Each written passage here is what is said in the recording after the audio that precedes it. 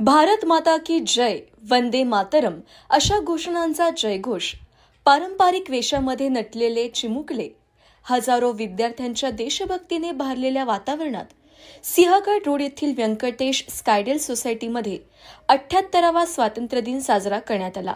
या कार्यक्रमासाठी सेवानिवृत्त लेफ्टनंट कर्नल सुरेश पाटील यांची विशेष उपस्थिती होती। त्याचबरोबर HDFC बँकेचे प्रमुख अधिकारी पियुष शेठ, मिलिंद लिमये, अनिकेत शेवते, स्मिता यादव, अमृता गुजराती यासह कमिटी सदस्य उपस्थित होते।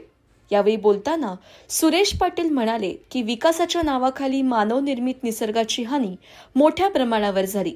पर्यावरणाचे रक्षण करताना पाणी बॉटल, पेपर नॅपकिन न वापरण्याचा सल्ला पाटील यांनी दिला।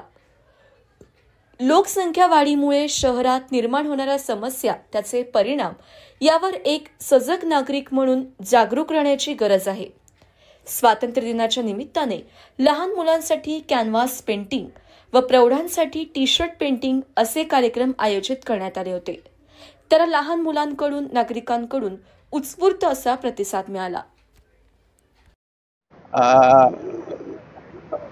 ध्वजारोपणाचा जो कार्यक्रम होता त्याच्यासाठी मला आवर्जून यांनी बोलवलं होतं। एका सैनिकाला इथं बोलवलं होतं आणि मी नेहमी म्हणतो, ज्या देशामध्ये सैनिक आणि शिक्षकाचे सन्मान होतो ते देश प्रगतीपथावर जातात। तर खूप आनंद झाला आणि विशेष म्हणजे नवीन जी पिढी आहे ती बागडताना पाहिली तर खरं खूप बरं वाटतं की खरंच, आणि आम्ही ज्येष्ठ नागरिक हेच बघतो की we see dreams in the children's eyes. या देशाला पुन्हा विश्वगुरू बनवायचं आपल्याला। एकेकाळी आपण विश्वगुरू होतो।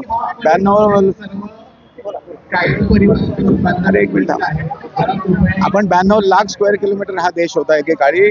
आता तो तुटत गेल्या 1000 वर्षात त्याच्यात तुर्की आले, अफगाणी आले, ब्रिटिश आले, पोर्तुगीज आले, पण आता जो वाचलेला आहे 30 लाख स्क्वेअर किलोमीटर हा देश, त्याला आपण सुंदर आणि सुदृढ करूया।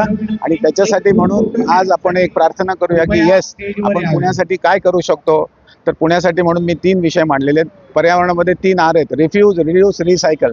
तर आजपासून आपण इथल्या या स्कायलार्कच्या लोकांना मी हीच विनंती केली, आजपासून कोणी सुद्धा बिस्लेरी वापरणार नाही, कोणी सुद्धा पेपर नॅपकिन वापरणार नाही। आपण आपल्याकडे हा जो रुमाल असतो तो 365 दिवस धुवून वापरू शकतो आणि त्याच्यामुळे 50% कचरा पुणे शहरातला कमी होईल। आता आपल्याकडे 3 फार मोठ्या व्यथा आहेत। एक तर लोकसंख्येचा भस्मासूर झालेला आहे, आणि त्याच्यानंतर पाणी, पर्यावरण आणि वाहतुकीचा जो प्रश्न आहे, या तिन्हीवरती जर काम करायचं असेल तर आपल्याला हा जो प्लास्टिकचा जो एक आपल्या हातामध्ये असलेला जो काय म्हणतात त्याला संधी, त्याचा आपण वापर करणं गरजेचं, एवढंच मी पुन्हा सांगू शकतो। आणि सगळ्यांना मी सल्यूट करतो आणि सल्यूट करण्याचं कारण हेच आहे की मी तुमचा मित्र आहे। जसं मी मगाशी सुद्धा सांगितलं या विद्यार्थ्यांना की आम्ही जेव्हा सीमेवर असतो आणि जेव्हा आम्ही अंधारात जातो आमचे चौक्या चेक करायला, तर आपला जर सैनिक असेल तर तो तुम्हाला असा सल्यूट करतो, हात दाखवून असं करतो। याचा अर्थ त्याचा हात ट्रिगरवर नाही आहे, पण दुश्मनचा जर असेल तर त्याचा हात बंदुकीच्या ट्रिगरवर असतो।